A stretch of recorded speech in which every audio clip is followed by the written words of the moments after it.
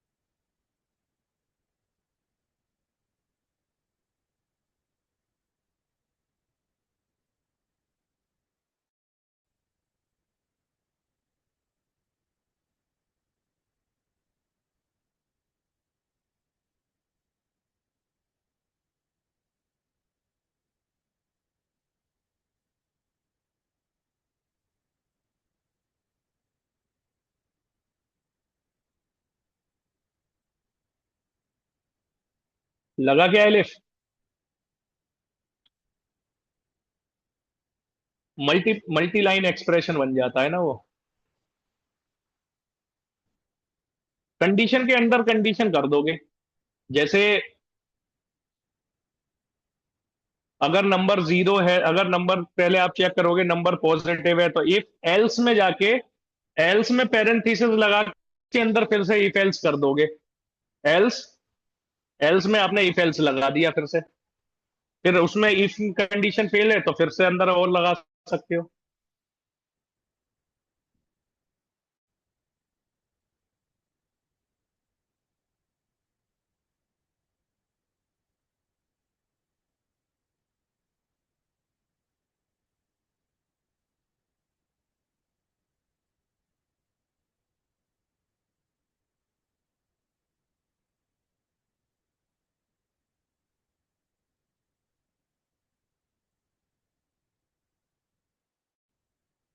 जैसे इसी पे एक और कंडीशन हो जाए कि आप चेक कर रहे हो कि नंबर जीरो तो नहीं है, जैसे यहाँ पर, जैसे जीरो पास कर दिया, ठीक है, तो आप यहाँ पर अगर सबसे पहले चेक कर रहे हो कि if x equal to zero, और एल्स, अगर वो जीरो है तो क्या आ जाए? जीरो आ जाए। तो देखो जीरो आ गया। तो मल्टीपल कंडीशन हो गई, पहले आपने एक कंडीशन लगा ली इफ जीरो वाली, उसके एल्स में फिर से आपने कंडीशन दे दी, क्योंकि जब हम एलिफ पे जाएंगे, एलिफ क्या है? मल्टी लाइन कंडीशन हो जाती है। एलिफ एक सिंगल एक्सप्रेशन नहीं है। इफ एल्स क्या है? एक एक्सप्रेशन है। अगर इफ नहीं तो एल्स, और उसमें क्या हो गया? मल्टीपल एक्सप्रेशन हो गए। इफ, अगर वो नहीं तो एलिफ, एलिफ एलिफ, तो वो पॉसिबल नहीं है। लेमडा में single line expression, single expression ही हो सकता है।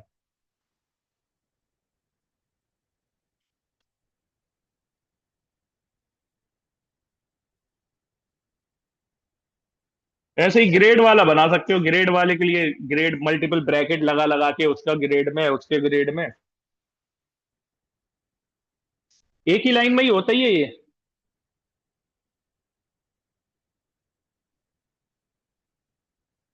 फिल्टर वगैरह करने के लिए तीन बिल्ट इन मेथड होते हैं, मैप, फिल्टर, रिड्यूस। जो वो पाइथन जो है हाई लेवल प्रोग्रामिंग लैंग्वेज है, ठीक है, जिसमें आपको ऑब्जेक्ट ओरिएंटेड प्रोग्रामिंग पैराडाइम, एक होता है फंक्शनल प्रोग्रामिंग पैराडाइम।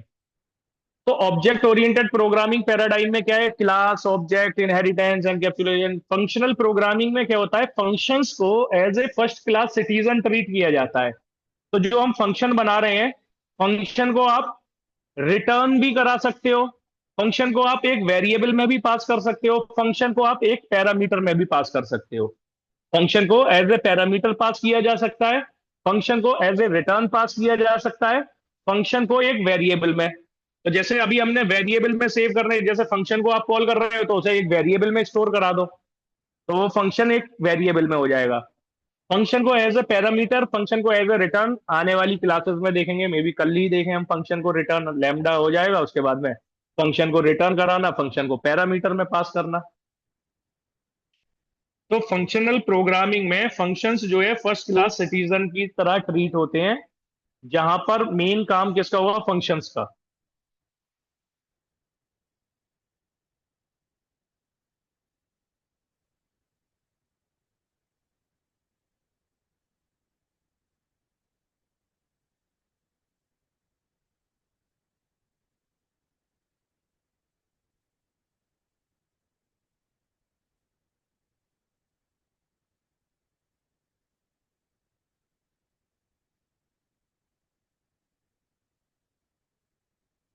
अब जैसे आपको एक करके दिखाओ, स्ट्रिंग को जो है आपको लोअर केस या अपर केस में कन्वर्ट करना है।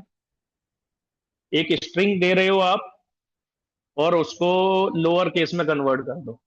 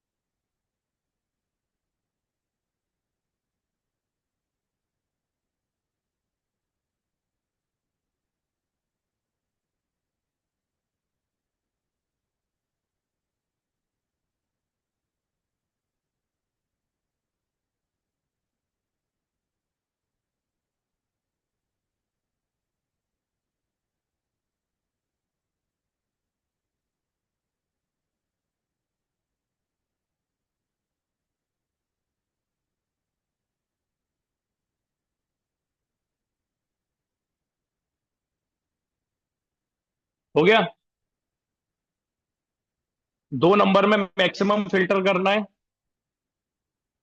दो नंबर में जो मैक्सिमम हो वो प्रिंट कराना है।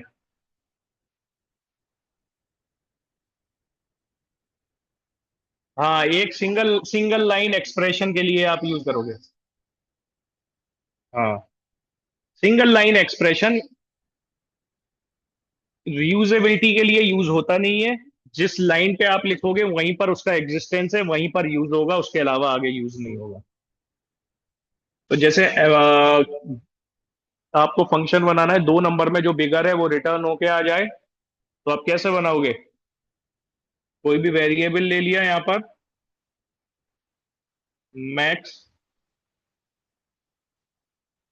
Among two equal to lambda. अब मैक्स एमंग टू अगर हम देख रहे हैं तो दो नंबर है, तो दो पैरामीटर की रिक्वायरमेंट लगेगी, एक्स कोमा वाई। एक्सप्रेशन क्या बनेगा, रिटर्न हो जाए x if x is greater than y, else में वाई। ठीक है, प्रिंट मैक्स। अब दो नंबर आप पास करोगे, 2,5, तो क्या रिटर्न हो गया? 5 रिटर्न हो गया।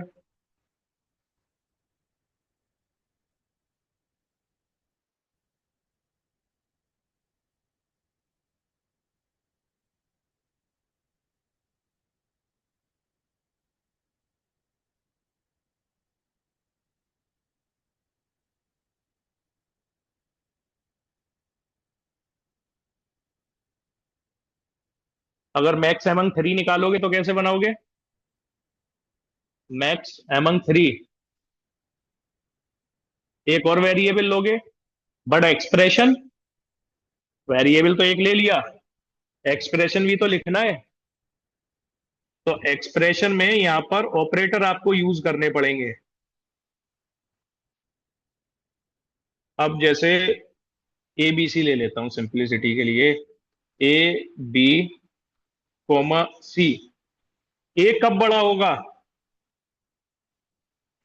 जब बी और सी से बड़ा है। A is greater than B, और या and operator, and A is greater than सी।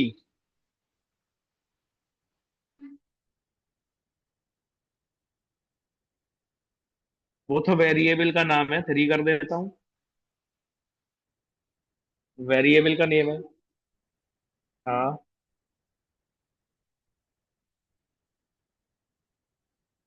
ठीक है। अब ये इसने रिटर्न किया ए। अब फिर नेक्स्ट कंडीशन क्या बनेगी? एल्स में अगर बी बड़ा है तो कैसे होगा? ब्रैकेट में बी,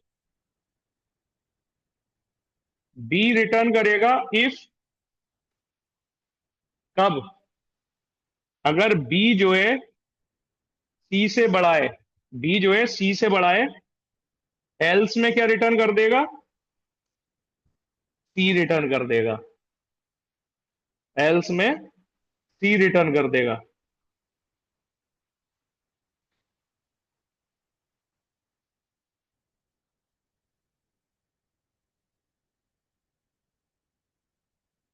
हाँ, क्या बोल रहे हो?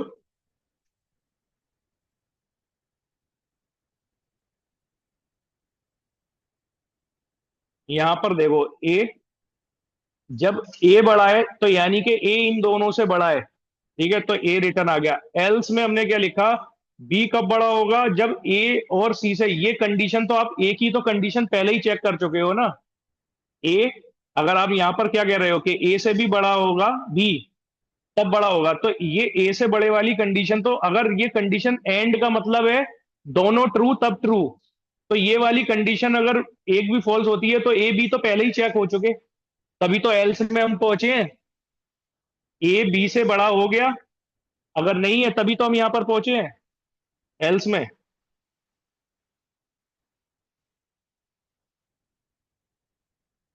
इक्वल टू भी अगर आपको लग सकता है तो आप इक्वल टू भी लगा लो, ये दोनों बराबर भी हो सकते हैं, ग्रेटर देन और इक्वल टू, हर एक जगह अगर कोई इक्वल टू दे रहा है।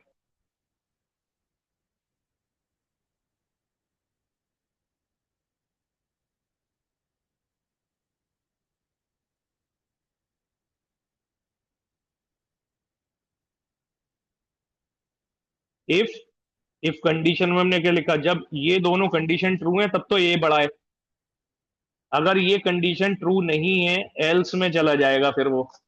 एल्स में जाने के लिए हम क्या देख रहे हैं? बी, बी कब बड़ा होगा? जब बी जो है सी से बड़ा होगा। अगर ये भी कंडीशन फॉल्स है तो एल्स सी हो जाएगा।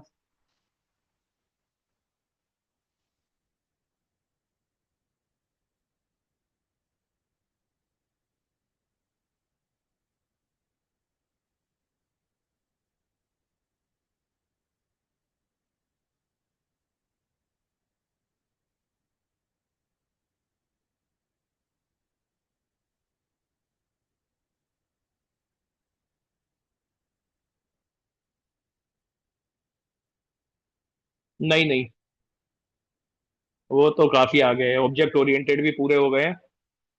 अब खत्म होने वाला है, मतलब वो बैच 2 हफ्ते में खत्म हो जाएगा। क्या करते? इसको छोड़ के उसको ज्वाइन कर लेते।